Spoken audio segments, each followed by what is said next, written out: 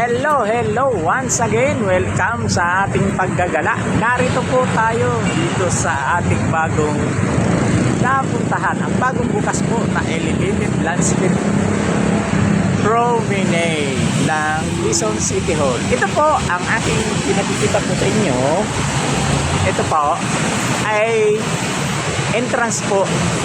Paakyat dito. Galing na po ito sa Quezon Avenue po. Sa paligid po ito ng Quezon City Circle. At dito naman po sa kabila, connecting ang political road po ng Quezon City. At ang pinuto po ito po sa inyong elevated landscape po. Ito ang kabuuan. Ayan siya. Makikita ko po. Ayan. Medyo mainit po kaya nagkawin tayo ng sunglass ka nga.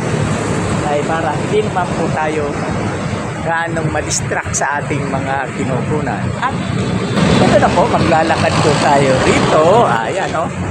Siyempre po, pag sinabing Quezon City, hindi po yan mawawala ang trademark po ng Quezon City, ang Quezon City Circle Tower na pinaghimlayan po ni Manuel L. Quezon. Nasa ilalim po ang kanyang labi at yan po ay dinarayo ng mga turista. Ako lang po ang hindi po nakapunta dyan. At iikot ko po kayo sa pathway o pathwalk ka nga na sinasabi nila bagong bukas pa lang po ito.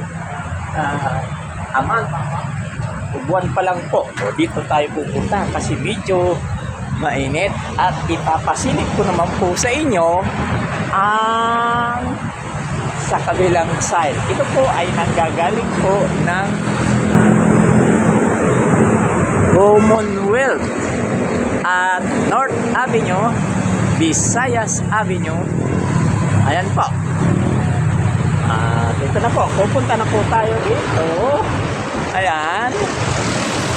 Na sinasabi po nilang elevated landscape. Yan siya. Diba?